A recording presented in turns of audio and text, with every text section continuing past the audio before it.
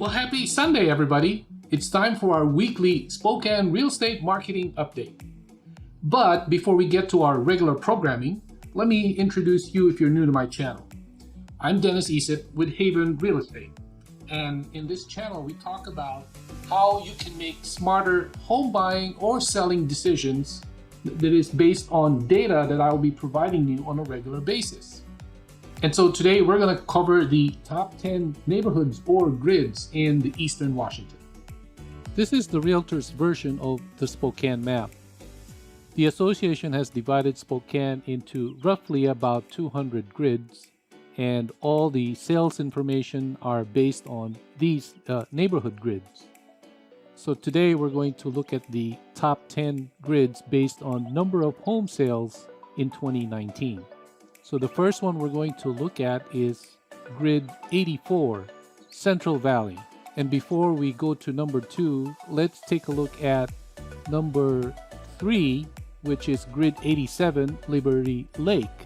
And number 4 is grid 140, which is technically Greenacres and Liberty Lake, but it is north of the freeway and south of the Spokane River. And Greenacres is grid 85, number 5 on our list.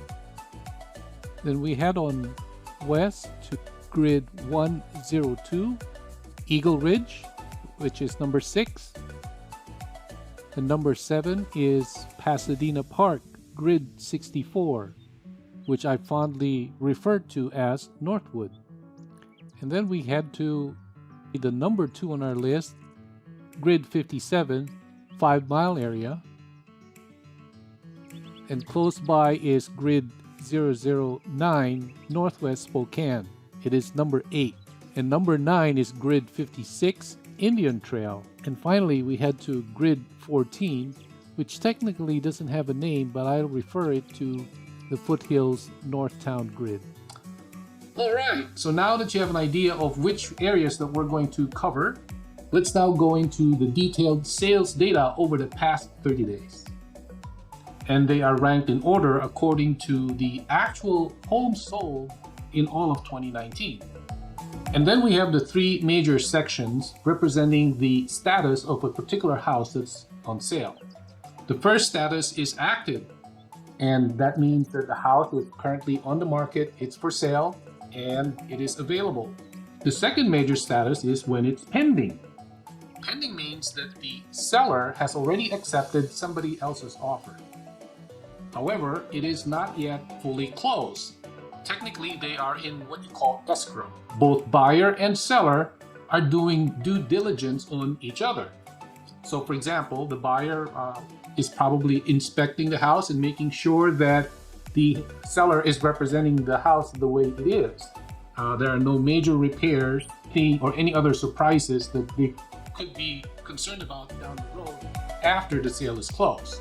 Then at the same time, the escrow company, which acts as a third party between buyer and seller, are reviewing all the documents. Is the seller legally able to sell the property? And then one other aspect that the seller needs to make sure is to validate whether the buyer actually has the means to close on the property. So anyway, this escrow period could be anywhere from a couple of days to maybe as much as 45 to 60 days, depending on the terms of the contract. So finally, the next status is closed. It has been recorded at the county records, and it is legally recognized that the property has a new owner. All right, so now let's get into the details of our market numbers. So our column here shows that Central Valley has 24 homes that are available. And 5 Mile has 25, Liberty Lake has 20, and so on and so forth down until the Foothills Northtown area, we have 5 homes available. So let's step back a little bit and understand from a bigger picture, what do these numbers mean? So for the purposes of understanding this spreadsheet, let's just focus on one specific neighborhood, and let's start with Central Valley. We can see that there are 24 homes available, but it's been on the market for more than 75 days on average. And the median asking price is $474,000. Now in contrast, there are 50 homes that have been accepted by both buyer and seller. And notice that the days on market is much has gone much more quickly at over 35 days. So that's a 40-day difference between the ones that are active. And then if you look further, our median is 411,000. So what is this trying to tell us?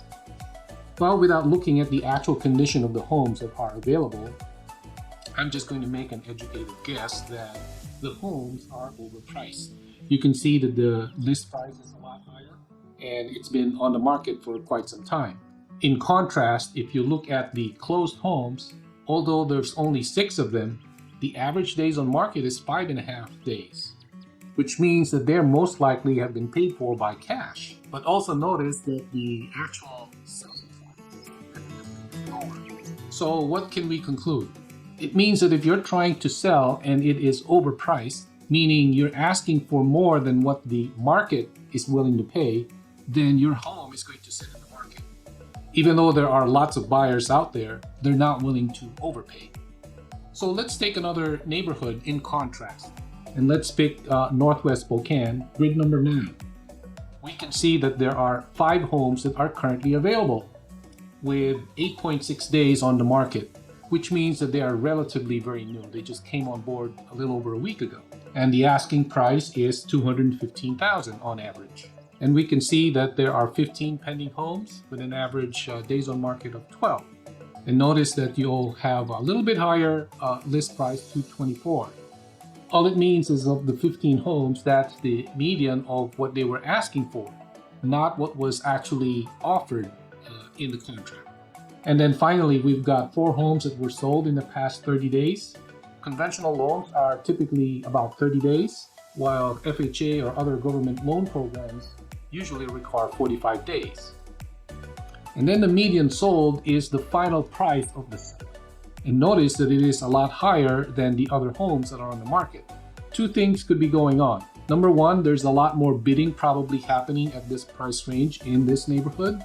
Or number 2, the 5 homes that are for sale are either significantly smaller or of much lower quality than the 15 homes that are pending or the 4 homes that have already been sold. All right, so that concludes our video for today. I hope you found that useful. And of course, you have the option to rewind back and slow down and pause if there's anything that you needed to understand about these numbers. Otherwise, if you have any questions, just leave a comment below, or you could call or text me with the number in the description. And lastly, don't fail to subscribe to my YouTube channel so that you're going to receive regular updates of what's going on in the market. Next week, we're going to cover the next 10 neighborhoods from 11 to 20. So I will see you then.